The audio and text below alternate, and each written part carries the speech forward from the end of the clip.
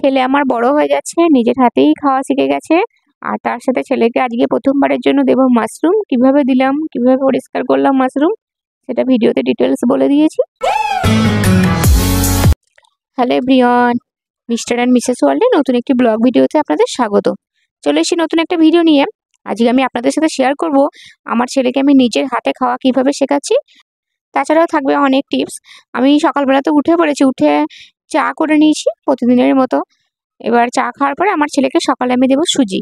Recent আমার ছেলের জন্য আমি পেস্তা বাদাম আর বিভিন্ন ধরনের যে সিডসগুলো সেগুলো দেওয়া স্টার্ট করেছি। এবার তার মধ্যে ওর একটু শরীরটা খারাপ হয়েছিল, পায়খানা হয়েছিল, জ্বর হয়েছিল, সেই জন্য সেগুলো বন্ধ করেছিলাম। পেস্তাটা আবার দেওয়া স্টার্ট করেছি। পেস্তা কিন্তু বাচ্চাদের জন্য কিন্তু খুব ভালো। আমি এখানে সুজি রান্না করে নিয়েছি, সেখানে আমি ওই 4টে মতো পেস্তা একটু ড্রাই রোস্ট করে একটুখানি গুঁড়িয়ে নিয়েছি। মিক্সিতে যে ব্লেন্ড করা, সেই ব্লেন্ডটা করিনি, একদম গুঁড়িয়ে নিয়েছি। আমি একেবারে গুঁড়িয়ে রাখতে চাইনি, আমি চেয়েছি ওকে টাটকা টাটকা দেবো। আর তার সাথে সকালবেলাতে আমি ওকে ফর্মুলা মিল্ক দিই, 2 চামচ ফর্মুলা মিল্ক দিয়ে আমি সুজিটা ঠান্ডা করে ওকে খাওয়াবো। সুজিটা গরম ছিল বলে একটা বড় পাত্রে আমি রেখেছিলাম। তারপরে সকালে আজকে একদম ভাত খেতে ভালো লাগছিল না, তাই বার্গার ব্রেড ছিল, বার্গার ব্রেডে আমি একটা ডিমের অমলেট করে একটু পেঁয়াজ, টমেটো কুচি, একটু চাট মশলা, একটু গোলমরিচের গুঁড়ো দিয়ে এটাই সকালে আজকে আমরা ব্রেকফাস্ট করেছি। আর কিন্তু সমস্ত খাবারই আমাদের সাথে একটু একটু করে টেস্ট করে। ওর যেটা খাবার সেটা আমি প্রথমে ওকে খাইয়ে দিই, তারপরে আমাদের খাবার, আমাদের ঝাল খাবার সব কিছুও খাই। দুপুরবেলা একদম উপরে চলে এসেছি, ও স্নান করে নিচ্ছে। ওরও যত ঠান্ডায় লাগুক, জ্বরই আসুক, ও নর্মাল পানিতে স্নান করবে। এমনকি নিজে নিজে কলটা খুলে স্নান করতে হবে, বাথটাবটা নামিয়েও দিতে হবে। আমি এক একদিন গামলাতে বসে স্নান করাই। তারপরে ওকে আমি দিয়েছি আলু দিয়ে, পটল দিয়ে চিকেন রান্না। আর দেখছি মাছ খেতে চাইছে না। আর ডিমটা আমি যেহেতু ওকে সকালবেলা দিই, সেজন্য আমি ওকে একটু চিকেন দিলাম। এটা দেশি চিকেন। ওকে আমি আলু পটল দিয়ে একটু মৌরি বেটে রান্না করে দিয়েছি। ও দেখলাম চিকেনটা একটু খাচ্ছে। আর ওকে আমি পোলট্রি চিকেন একেবারে দিই না বললেই চলে, খুব কম দিই। দেশি চিকেনটা বেশিরভাগ সময় দেওয়ার চেষ্টা করি। মানে আব্বু যেদিন নিয়ে আসেন ওর জন্য আমি একটু তুলে রাখি। ও নিজে নিজেই খেতে পারে, নিজে নিজে খাওয়ার আরাফে একটা আগ্রহ ভেতরে আছে, আমি সেটাকে খুব উৎসাহ করি। এই খেতে খেতে ওর হাতে, 2 হাতে মুখে অনেক কিছু লাগায়, একটু খাবার ওয়েস্টও করে। কিন্তু আমি ওকে উৎসাহ দিই যেন নিজে নিজে খাই। আমি একটু হাতে করে করে মাখিয়ে মাখিয়ে দিলেও নিজে খাই। আর চামচে করে খাবারগুলো খেতে চাই, কিন্তু চামচটা মুখে ঠিক মতো ভরতে পারে না বলে খাবার অর্ধেক পড়ে যায়। আমি চামচ একটু তুলে ওর হাতে দিই, যাতে ও ছোট থেকে একটু স্বাবলম্বী হয়। আমার এটা খুব ভালো লাগে। অনেকে বলে নাকি যে আমার ছেলেকে আমি খাইয়ে দেবো, বড় হলে তো নিজে হাতে খাবেই। আমি ওটা আবার মানে ঠিক আমি সাপোর্ট করি না। আমার মনে হয় নিজের হাতে খাওয়ার যে তৃপ্তি, শান্তি, আমি ওকে খাইয়ে দিচ্ছি, ও নিজের হাতে খেলে ওটা বেশি মানে ও খুশি হবে। ও যেমন ওকে খাবার পরে যেমন ব্রাশ করাই, ১ম এ ব্রাশটা আমি ওকে নিজে করাই। মানে ওকে নিজে ছেড়ে দিই। ও নিজে একটু করে নেয়, তারপর আমি একটু করে দিই। এই যে খাবারটা অর্ধেকটা মতো নিজে নিজে খেয়েছে। তারপরে আমি বাকিটা ওকে খাইয়ে দিয়েছি। আর খাবার খাওয়ার জন্য, আলাপের জন্য যতটা খাবার নিই বেশিরভাগ দিন ততটাই শেষ করে, কিন্তু এক একদিন শেষ নাও করতেও পারে। আমি সেটা নিয়ে জোর করি না।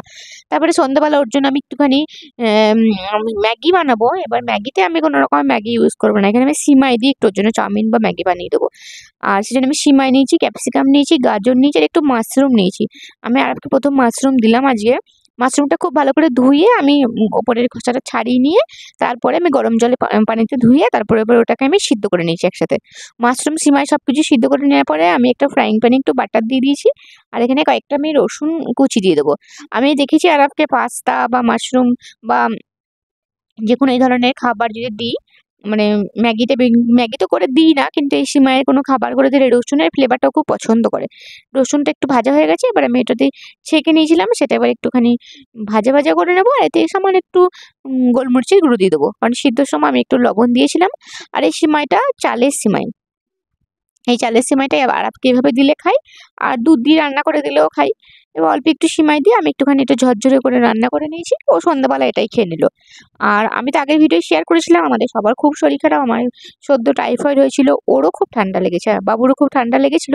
আর ওর খুব মানে আরাফের আব্বুর খুব মানে অন্য কিছু খেতে ইচ্ছে করছিল, বাইরে খুব বৃষ্টিও পড়ছিল।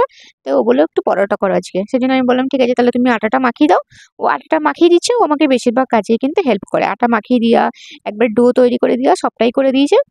আমি এদিকে চলে এসেছি। এবার শুধু পরোটা করলে তো হবে না, তার সাথে কোনো রকমের তরকারি ছিল না দুপুরবেলা, চিকেন। আমি সেজন্য একটুখানি আমি একটু দই ক্যাপসিকাম বানাবো আর তা পরোটাটা করব। আমি সেজন্য প্রথমে ইন্ডাকশনটা অন করে নিচ্ছি। ইন্ডাকশন অন করে নেওয়ার আগে আমি ক্যাপসিকাম আর পেঁয়াজ খুব ভালো করে কুচিয়ে নিয়েছি, তার সাথে আদা কুচি আর রসুন কুচি, কাঁচা লঙ্কা কুচি আলাদা করে করে নিয়েছি, কারণ আমি একটু দই তড়কা বানাবো। পরোটার সাথে দই তড়কা একবার খেয়ে দেখেন, খুব সুন্দর লাগে। আমি সেজন্য একটা কড়াই চাপিয়ে দিলাম। আর কড়াই চাপিয়ে দেওয়ার পর আমি কিছুটা বাদাম নিলাম। আমার কাছে চীনা বাদাম একটু কম পড়ছিল, সেই জন্য আমি 4টে আমন্ডও নিয়ে নিয়েছি। প্রথমে চীনা বাদামটা একটু হালকা করে আমি ভেজে নেব, মানে একেবারে লো ফ্লেমে দিয়ে ভেজে নিয়েছি যাতে একটু মুচমুচে ব্যাপারটা আসে। আর এদিকে আমি পেঁয়াজ ক্যাপসিকাম ভালো করে ধুয়ে রেখেছি। এতে আমি সামান্য লবণ, হলুদ, জিরে, একটু ধনে, একটু লঙ্কার গুঁড়ো, একটু গোলমরিচের গুঁড়ো একসাথে দিয়ে মাখিয়ে রাখবো যাতে এটা একটুখানি নরম হয়ে যায়। এই রেসিপিটা আমি আগে কোনোদিন বানাইনি। আমার একজন জা, উনি এই রেসিপিটা বানিয়েছিলেন আর আমি ইউটিউবে দেখেছিলাম, সেজন্য আমি দেখে আমার ভালো লেগেছে বলে আমি বানালাম। খেতে ভালোই হয়েছিল, মানে রুটি পরোটার সাথে কিন্তু দারুণ যায় এটা। হাতের কাছে যদি কিছু না থাকে তাহলে কিন্তু এরকম একটা ক্যাপসিকাম থাকলে ব্যাস, আর পরোটার সাথে কিছুই দরকার নেই। তার সাথে যদি দই থাকে একটু দই তড়কা বানিয়ে নিলে এনাফ। এর থেকে ভালো ব্রেকফাস্ট বা ডিনার হতেই পারে না। মানে ঝাল ঝাল করে আমি একটু বানিয়েছিলাম, খুব সুন্দর খেতে লাগছিল। আমি এটা ভালো করে মাখিয়ে নেব। মাখিয়ে নেওয়ার পর একটু রেখে দিয়েছি, একটু রেস্টে থাক একটু। আমার বাদামটা ভাজা হয়ে গেছে। বাদামটা এবারে আমি তুলে নেব, তুলে আমি একটুখানি বাদামটা থেতো করে নেব।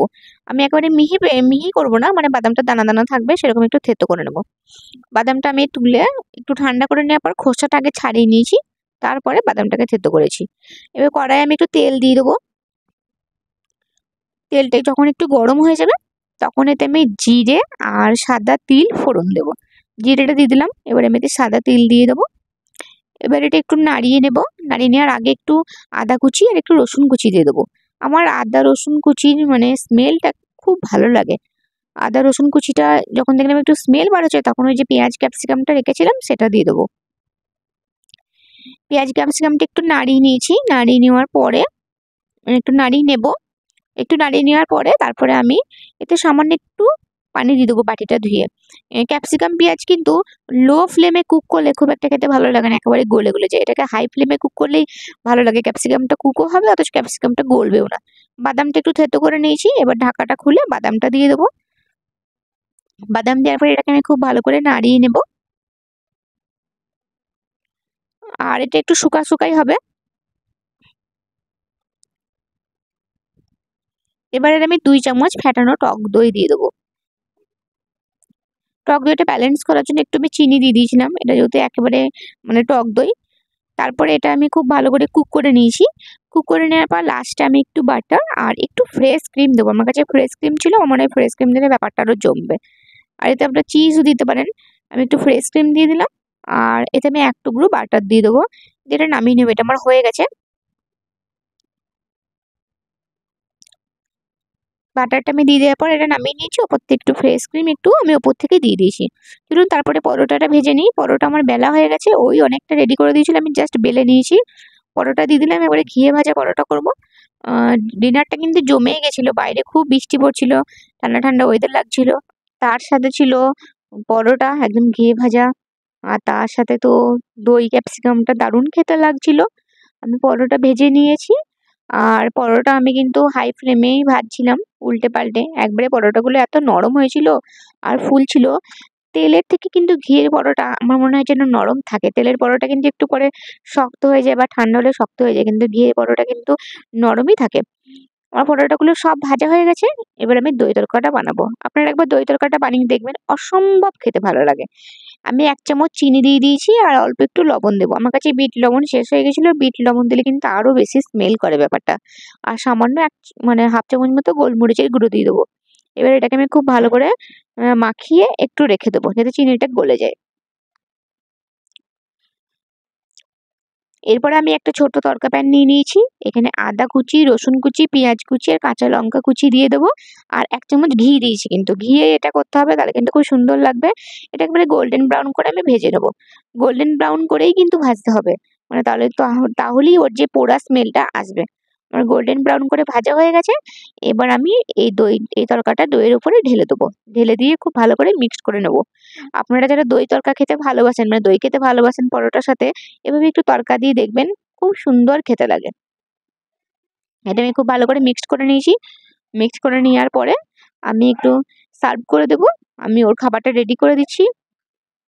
এখানে আমি পরোটা দিয়ে দিলাম, তার সাথে আমি এখানে দই ক্যাপসিকামটা দিয়ে দিলাম। আর ওখানে আমি দই তড়কাটাও রেখে দিয়েছি, ওটাও দিয়ে দেবো।